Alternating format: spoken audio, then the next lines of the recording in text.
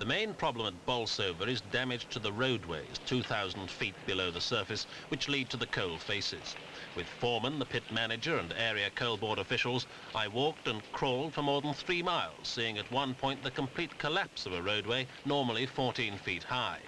A 2-foot diameter steel pipe has been left in position under the rubble to keep the coal face on the other side ventilated.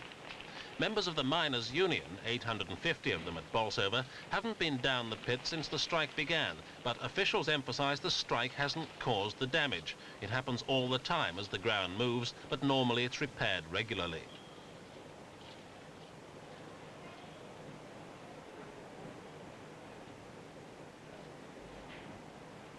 This is typical of damage to the steel roadway supports. At this pit there are 20 miles of roadway underground, but it needs only a small proportion to be damaged for the whole complex to be dislocated. Bolsover normally produces 14,500 tonnes of coal a week from 4 faces, and 2/3 of that comes from this one, the Tupton face. Measurements have been taken regularly, and here the news is good. There's been less than 2 inches of movement between floor and roof, so although the access roads have deteriorated, the coal face itself is in excellent condition.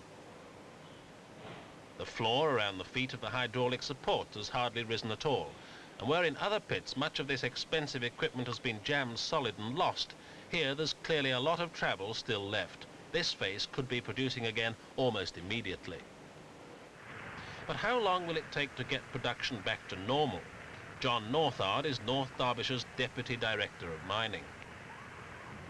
Well, at least 7 weeks. The problems that we face are those of the type that you've seen underground today, the reclamation of roads. We also have at other collieries problems of reclamation of coal faces, and we've also got the terrific problem of restarting and recommissioning plant that has been idle now for over 7 weeks.